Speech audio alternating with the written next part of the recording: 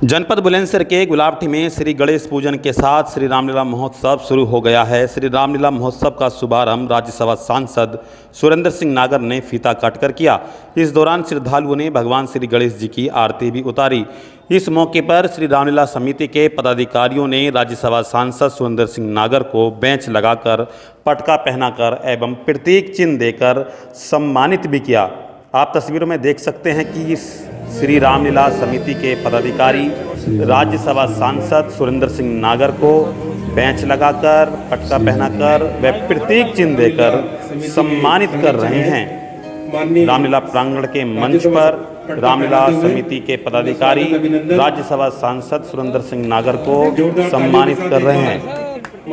इस मौके पर राज्यसभा सांसद सुरेंद्र सिंह नागर ने क्या कहा, सुनिए। रामलीला समिति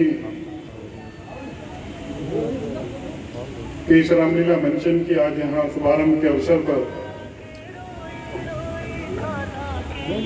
जिसको कि गत 68 वर्षों से रामलीला का मंचन गुलाबटी नगर में हो रहा है। इस समिति के अध्यक्ष अनिल जी, मक्खन जी, महेंद्र जी, जैन साहब, धर्मेंद्र देवतिया जी, अमनीश जी, उपस्थित सभी पदाधिकारीगण, यहाँ उपस्थित सभी बुजुर्ग और युवा साथी, जिस तरीके के हालात पूरे देश में पिछले 2 वर्ष में कोरोना से पूरा देश, पूरी दुनिया जूझ रही है, उसके बीच गुलाबटी नगर, मुझे लगता है कि पूरे देश में कुछ ही ऐसे नगर होंगे जहां रामलीला का मंचन पिछले वर्ष उन परिस्थितियों में भी हुआ, इस वर्ष भी होने जा रहा है। और ये भगवान श्री राम की इस देश के ऊपर एक ऐसी कृपा है कि पूरी दुनिया जब एक तरफ ये कह रही थी कि सबसे ज्यादा अगर प्रभावित इस महामारी से कोई देश होगा वो भारतवर्ष होगा। 130 करोड़ की आबादी का देश, जिसके बारे में सोचकर भी डर लगता था, ना हमारी कोई तैयारियां थी, नई बीमारी थी। लेकिन इस देश के प्रधानमंत्री नरेंद्र मोदी जी और भगवान श्री राम के आशीर्वाद से जिस तरीके से ये लड़ाई लड़ी गई, जिस तरीके से भगवान राम के आशीर्वाद से वैक्सीन हम लोगों ने बनाई,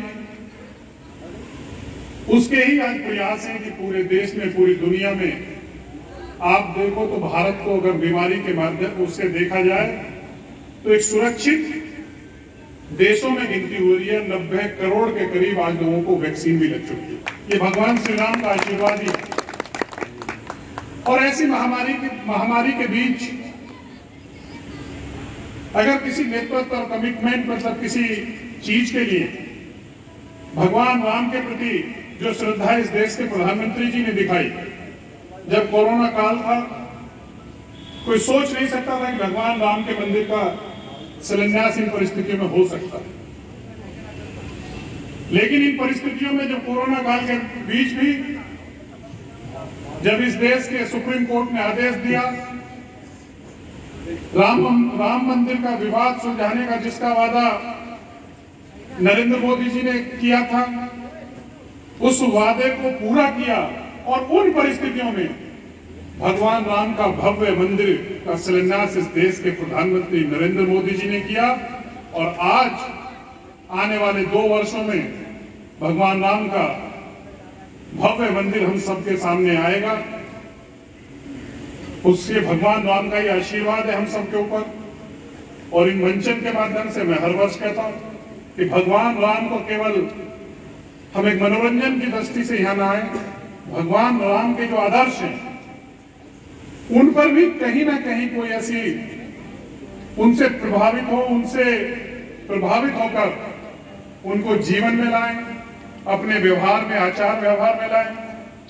सही मायनों में जब आने वाली जो हमारी पीढ़ी है, इस रामलीला के मंचन से भगवान राम के जो आशीर्वाद है, वो जो आदर्श है, जिन्हें आदर्श पुरुष कहा गया, उनके माध्यम से हमारे आने वाली पीढ़ी को भी जानकारी मिलती है कि कैसे भगवान राम थे और उनके आदर्श क्या थे। उन्हीं पे चलने का हम सब लोग प्रयास करेंगे।